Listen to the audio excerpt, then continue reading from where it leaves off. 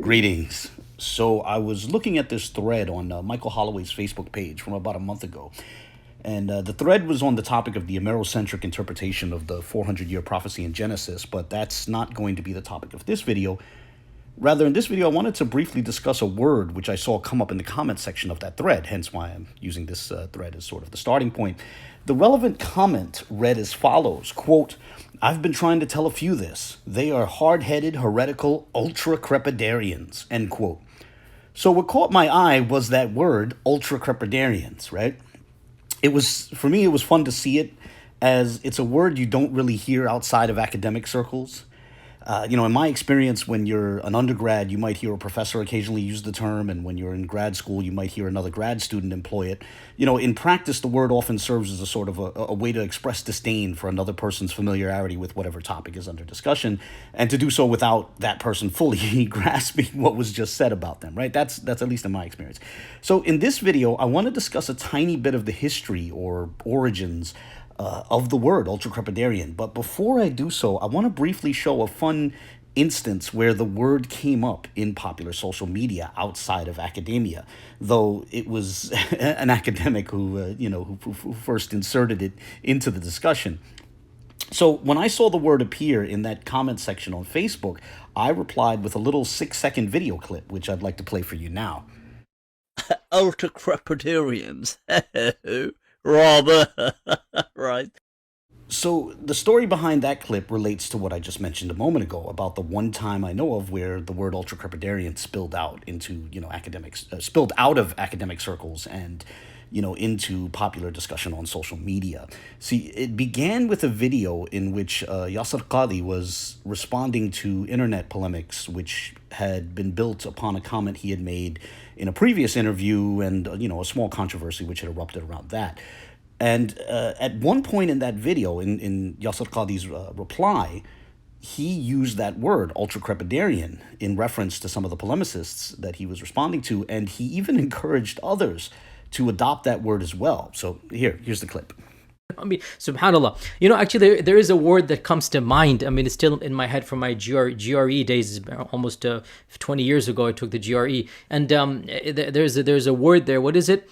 Ultracrepidarian. Ultracrepidarian. That's the word. Look it up. Ultracrepidarian.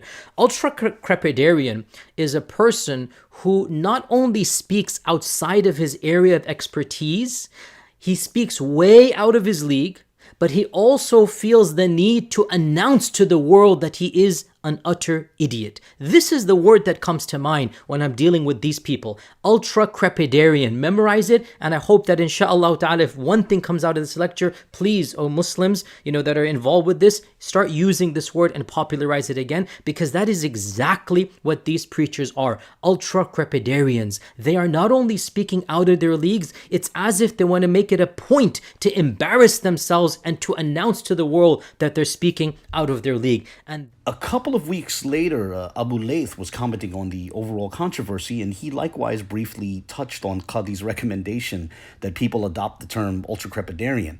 So now this video that you see on your screen is the source of the clip, which I posted as a comment on Mike Holloway's thread. And before I play this clip, let me first put forth a disclaimer that although Abu Layth is going to be poking a bit of lighthearted fun at Qadhi, I personally do not intend this video as any sort of a jab at Yasir Qadhi. I'm just sharing this as like a fun example of a reaction to the employment of the word ultracrepidarian outside of academic settings, right? Whatever the case, here's the clip.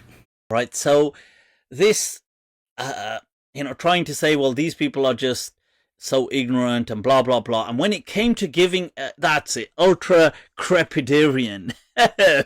Rather ultracrepidarian. And he wants the Muslims to popularize this word. Has he spoken to regular Muslims? They're like, Qadhi, what's up, Qadhi, bro, winnie? Yeah, me. The ultracrepidarian, bro, winnie. Nobody wouldn't. I mean, people can barely understand Muslims sometimes. Qadhi, bro, Qadhi, what's going on? I said that, man. I said that, cuz, man. He wants them to add this word to it.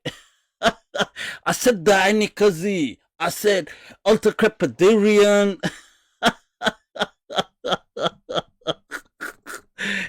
No, people will be like, what?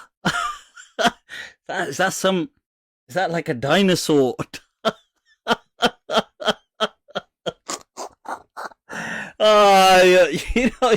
This word, when I heard him saying, I want Muslims to popularize this word, I realized that, Sheikh Yasir Qadhi has clearly just, for the most part of his life, just lived in a library. You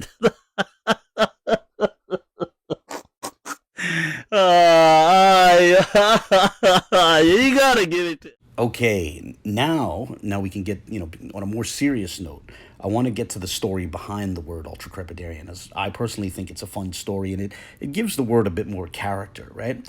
So the story can be found in Book 35 of Pliny's first century work, Naturalis Historia.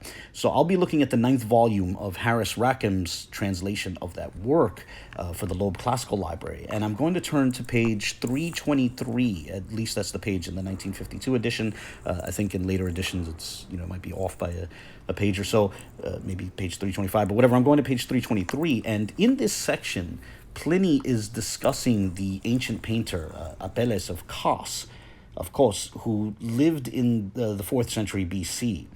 And as you can see in the text on your screen, Pliny recounted that Apelles used to put his artworks on public display, and he would listen to the criticisms of the common people, right? And apparently, as the story goes, at one point, a shoemaker criticized Apelles' depiction of a sandal, which was worn by one of his subjects.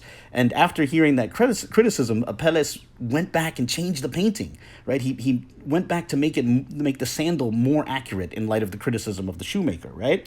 And as the story goes, when the shoemaker later learned that the painting had been corrected in light of his criticism, he then tried to offer another criticism, this time regarding how the leg of the subject was depicted. And it's at this point that Apelles is he ceases to be amused, right? He's no longer amused.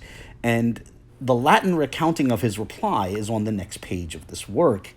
In Pliny's Naturalis Historia, Apelles is quoted as responding thusly, quote, ne supracrepidam suter judicaret, end quote, which might literally be translated, not above the sandal should a shoemaker judge. But for this video, I want to ignore the verb judico, as I think it's funnier if we just read it simply as ne supracrepidam sutor, which means not above the sandal, shoemaker. Now, perhaps there were other Latin works that recounted the same story, maybe with slightly different wording, with ultra instead of supra, or supra means above, ultra means beyond, or whatever the case. I'm guessing that there were other works that recounted this story, as during the time of the Renaissance, Apelles' reply was remembered as sutor ne ultracrepidam, which means shoemaker, don't go beyond the sandal. In other words, don't speak beyond your area of expertise. You're a shoemaker, so you know a thing or two about sandals, but keep your uninformed comments about human anatomy to yourself, right? That's the gist of it. And for centuries, in educated circles, in academic circles, people would jokingly utter that phrase in reply to someone speaking on a subject which they were not well informed. And it doesn't have to be shoemaking. I guess it could be medicine or, mathematics, whatever the case. When someone spoke on a topic that they weren't very well informed on, someone might reply to them, sutor ne ultracrepidam, right? Shoemaker, not beyond the shoe, not beyond the sandal, right? Not beyond the crepida.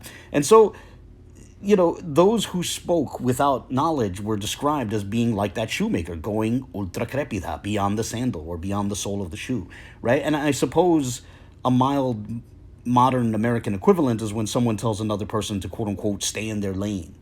And from that arose the word ultracrepidarian, in reference to those who speak without knowledge, to those who are like that shoemaker, going beyond the sandal, ultracrepida.